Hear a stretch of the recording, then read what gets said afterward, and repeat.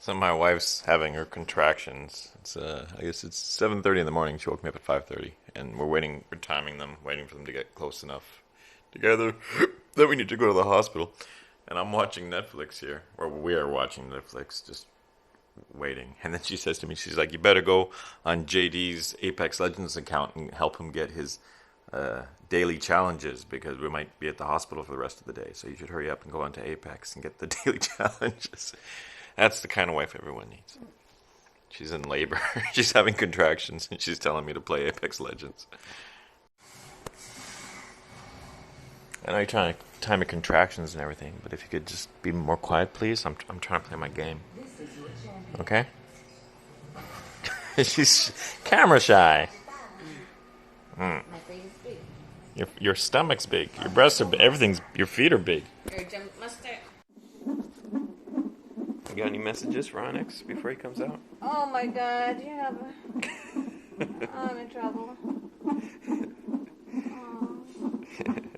She's in a lot of pain, and then her contractions, they're like 6 minutes apart, and then we came in, but they checked, and she's not dilated yet. So they said, "Oh, you got another, 4 to 12 hours to go. You can head back home."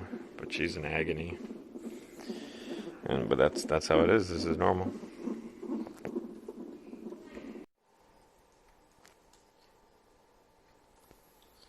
Yeah, so it was kind of funny in a really not funny way. But so I took my wife to the hospital, and she's in a lot of pain. She's in labor. She's having trouble walking, and then they hook her up to a machine that like tracks her contractions, etc. And then they check to see how dilated she is. And then I said, "How dilated is he?" And then they're like 0.5 centimeters, and you need to be like a lot bigger than that to be anywhere near giving birth. And then my wife, she only speaks a little bit of Chinese, and she's like, "Oh, I'm 5 centimeters?" And I'm like, "No, they said 0.5. And then the woman said to us, "Okay, you guys can go home for a while because you're not anywhere near." And she had the paper, like she had like the EK, the readings from the paper that hooked up to her tummy to measure her contractions and her pain levels. And they said, "Okay, right now her pain level is," I'm going to use the screen. This is the bottom, this is the top. They're like, "Right now your pain level is about here. Your pain level should be up here before you be giving birth. Notice how some of the pain levels go off the top of the chart? Yeah, that's going to be happening to you in a little bit. So right now you're way down here. You want to be up here to let you know." They were literally saying that the unbearable pain that you're feeling right now is going to get about 5 times worse before you're actually ready to give birth. And I was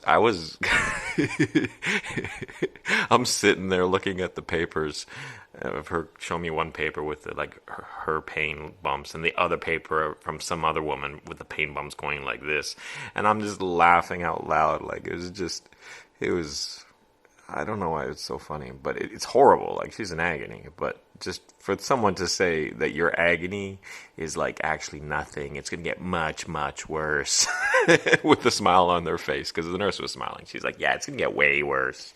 You're not even close."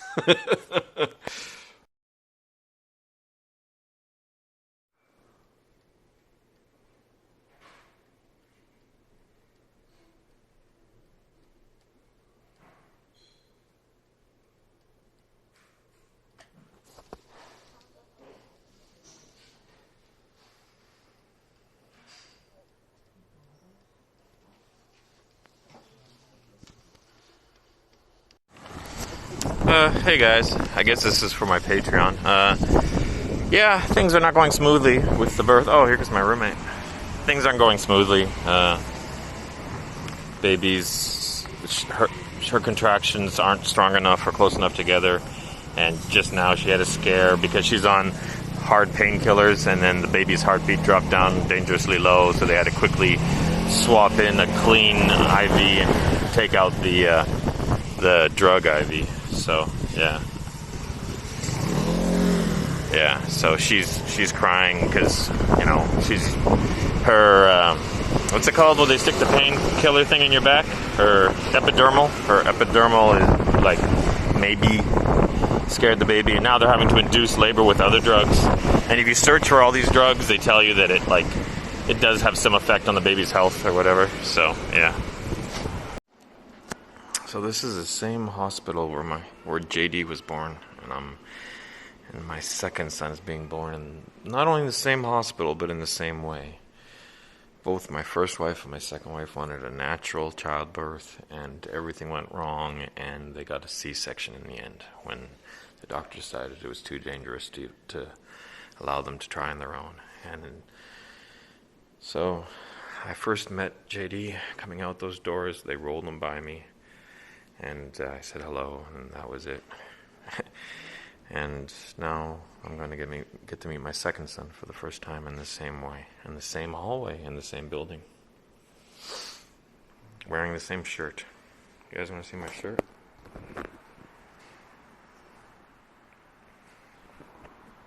It says, "You never met a," and then on the back of the shirt it says, "A mother quite like me."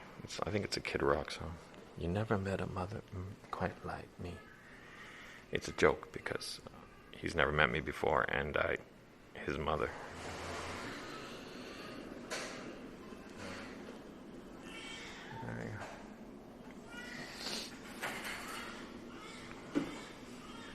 Ooh, is he crying? Mm. 他哭了吗？对呀，他在哭。哦。我跟你对宝宝哈。Oh, hello. 我跟你对宝宝哦哈，弟弟这里，弟弟哈，看一下这里，妈妈的名字真奈，好，109年12月2号，23:02分生哦哈。好，这边真奈109年12月2号23:02分生哈。看一下脚趾头哦哈，1、2、3、4、5，五只都分开，这里，1、2、3、4、5，五只都分开，然后手。1、2、3、4、5，五只也都分开。然后这边1、2、3、4、5，五只都分开哦哈。它这边有点凸凸的，有看到吗？这个是残留，所以受到挤压的关系，之后就会消掉了哈。然后这边有看到这个吗？蓝蓝青青这个颜色比较深这一块，这是臀部蒙古斑，6岁之后会慢慢开始退掉，没有退掉就是胎记哈。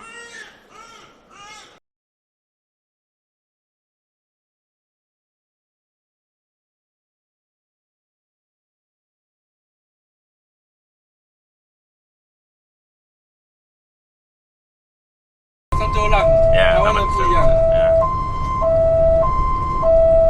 他们应该给你颁